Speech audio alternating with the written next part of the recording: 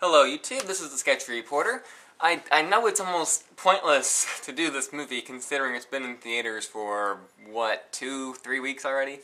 But then again, I guess I kinda did the same thing with Abraham Lincoln Vampire Hunter, so why not? I just got back from seeing The Amazing Spider-Man. I guess before I really get into this movie, this is gonna be a kind of interesting review for me, because there's a lot of things to talk about, with all honesty, with this movie. First and foremost, I suppose, talking about where I come from with the original trilogy of Spider-Man.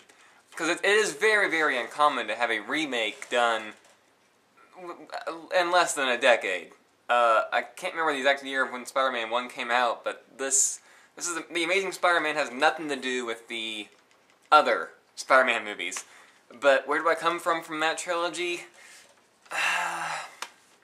First one, I barely remember.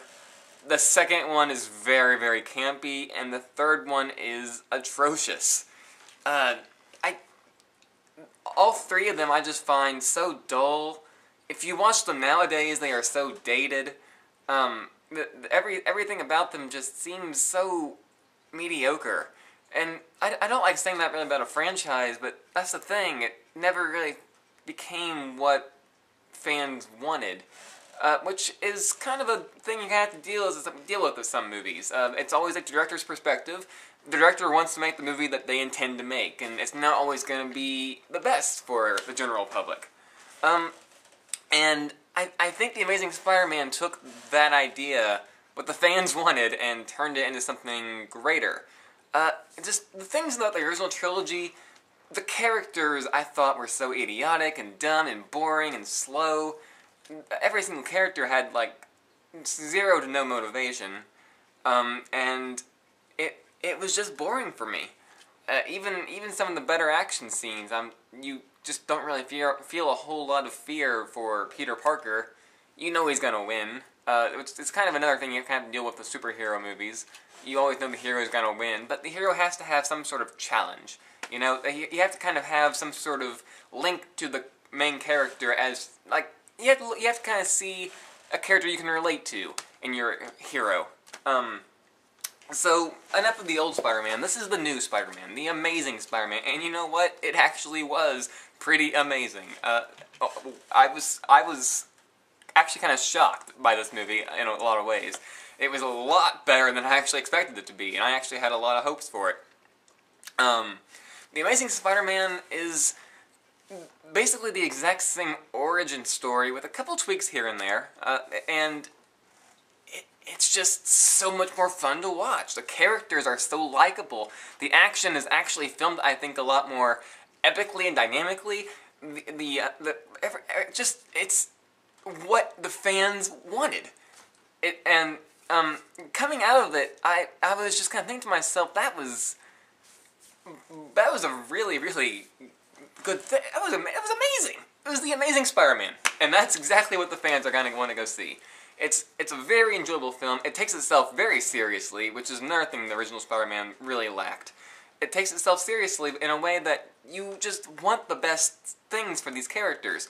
The main character that plays Peter Parker, Garfield, I think, I forget his name, but wow. I am amazed I had not seen this guy do more stuff, because he sells the Peter Parker character so well. He is so likable. Everything this Garfield character does is, you can relate to this guy immediately, and you can relate to stuff that he does with your own life. And the character of Emma Stone playing Gwen Stacy, whoa. Let's just put aside from the fact that she is amazingly hot. Emma Stone, she takes the character of Gwen. Emma Stone's already an amazing actress, and she takes the character of Gwen Stacy and makes it not a damsel in distress, but almost like Peter Parker's sidekick. She is amazing in this movie. She is not the ditzy blonde that fans kind of expected her to be. She's basically a hero. She has so much character. She has so much character as a side character, and everything about every single time that Gwen Stacy and Peter Parker interacted, it was very, very awesome. Her character is actually really well written, as is Peter Parker's. I'll get back to some of the things I don't like in a minute, but along the lines of story and character, they did a really, really good job with The Amazing Spider-Man, and I actually recommend seeing this movie for that alone. The things I did not like about it so much, two of them are kind of complaints, and one of them is kind of a nitpick. But the love story in this one, while good and while you can follow it quite well, I actually hate saying this, but I kind of give a little bit more credit to the original, because it takes its time a little bit more, and that's kind of my big complaint about the original as well, that it takes too long on those sections, but you do kind of buy Tobey Maguire and Kirsten Dunst. You buy their relationship a little bit more. You get that Garfield and Emma Stone like each other a lot, but you never really get that, like, romantic scene, which I'll probably save them for the sequel. But I mean, that's not really a nitpick. It's kind of a complaint, but I actually thought, you know, they could have done that a little better. But my other complaint, and this is kind of a big one, the character of the Lizard Man. He's not really a boring villain. You just don't really understand his intentions. And that's kind of a problem. They talk about it vaguely of why he wants to be a villain. Well, I'm not going to get into a lot of spoilers, but that is a big part of the story. And I don't want to spoil anything for you. But Killer Croc's, his motives seem kind of loose. His character is not really built up very well. He just kind of turns into Dr. Jekyll and Mr. Hyde, which, from my understanding of the comic books, is kind of what's supposed to happen, but the villain needed more backstory as a movie, I felt. And the biggest, like, nitpick I have, basically kind of a thing that you kind of have to think about when you go into this kind of movie. I'm not giving anything away, I don't think, by saying, like, we'll take for example the death of Uncle Ben. You see that in this movie. However, I get the feeling that Paramount, the ones that did this one, they kind of got this idea that we've seen that all before. So these really emotional, passionate scenes, like the death of somebody, or the introduction to somebody, and introduction to a person in somebody else's life that we've already seen before in the other films, it seems to go by rather quickly. That pacing seems a little off to me. I remember in the other films it was much more of a build-up, a bit more passionate. This one, it kind of seems to fly by and goes right into something that we haven't seen before, but it adds on to the story. If you were to take The Amazing Spider-Man, this is the first Spider-Man movie. Would fans like that? How fast that goes? I'm actually gonna kind of ask that in the comments. Do fans find that kind of irritating? This is a new series of Spider-Man. It takes parts of the old story, but it does them a little faster because we've seen it before. Do you understand what I'm talking about? I'm not really sure what to make of that, but it didn't really bother me because, well, I'd seen it before. But as a movie, that can kind of, you know, pull some strings. But, I mean, Amazing Spider-Man, I actually enjoyed the hell out of this movie. I had so much fun watching it. And that actually amazes me quite a bit. I never really read the comics of Spider-Man all that much, but I think that this is actually a pretty good version of it. It's darker, it's grittier, it's actually a lot more fun, I think. It's not campy, it's not really, really dumbed down like the others were, you know.